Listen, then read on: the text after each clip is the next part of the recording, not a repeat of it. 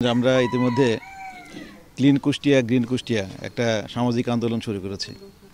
এর মাধ্যমে আমরা এই কুষ্টিয়ার বিভিন্ন এলাকা অলরেডি পরিষ্কার পরিচ্ছন্ন করছি এবং বিভিন্ন শিক্ষা প্রতিষ্ঠানকে আমরা শিক্ষার পরিবেশ এবং শিক্ষার মান উন্নয়নের জন্য আমরা কাজ শুরু করেছি।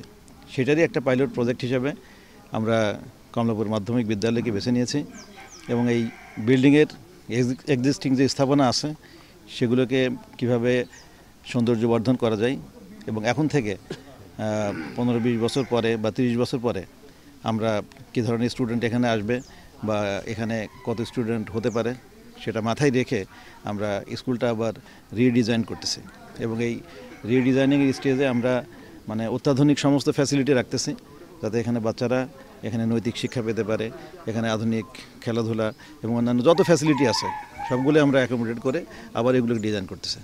বাস্তবায়ন এটা আসলে অলরেডি শুরু হয়েছে। আপনারা দেখেছেন যে আমরা ইতিমধ্যে সার্ভে করেছি এবং ঢাকা থেকে ডিজাইনাররা আসতেছে, আর্কিটেক্ট আসতেছে এবং যারা ল্যান্ডস্কেপ ডিজাইন করে তারাও আসতেছে এবং এটা আমরা আমাদের নিজস্ব ফান্ড থেকে আমরা করব। আপনারা জানেন যে আমাদের স্কুলে একটা খুব স্ট্রং একটা অ্যালামনাই আছে, তারা দেশ বিদেশের বিভিন্ন এলাকায় তারা আছে, যারা স্কুলের স্টুডেন্ট ছিল, তাদের সাথে আমরা কথা বলেছি এবং তারাই ফান্ডিং করতেছে।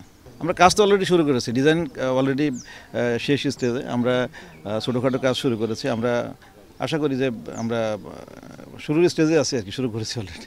ডায়াগ্রাম অর্থাৎ সূর্যটা কোন দিক থেকে উঠছে এবং সূর্যটা কোন দিক থেকে আমাদের ডিজাইনের সেন্সের সাথে এটা খুব চমৎকারভাবে সামঞ্জস্য হয়েছে। এটা আমরা যেটা দেখি এখানে আমরা যদি একটু দেখি আমাদের ডিজাইনে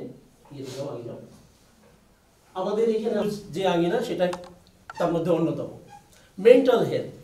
আমরা ওই জিনিসটা হচ্ছে আমরা এখানকার প্রাইমারি কনসেপ্ট হিসেবে চিন্তা করছি যে আমরা স্কুলের ডিজাইন করতে যে রেসপন্সিবিলিটি থাকে একটা মানুষ হিসেবে, মানে স্টুডেন্ট হিসেবে না, মানুষ হিসেবে সে তার মর্যাদার দিক থেকে সে দেখবে কেন তার ওই পরিবেশটাকে আমরা আসলে দিতে পারি।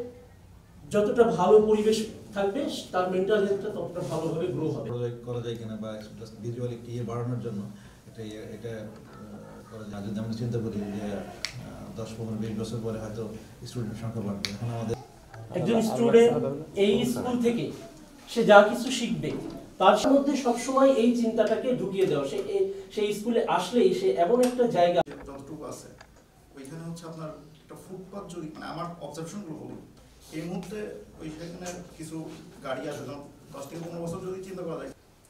আচ্ছা, এখন আমাদের ডিজাইনের কনসেপ্টটা যখন আমরা ডিজাইনের উপরে high school, college, even university পর্যন্ত তারা এখন যে শিক্ষাটা শিখছে যে কিভাবে সবটা থেকে শুনলাম, কিন্তু আমাদের ছাত্রছাত্রী যে টিফিন খাওয়ার ব্যাপার, স্পেসে বসার যে একটা স্পেস, ওটা পার্কিং, এটা আমার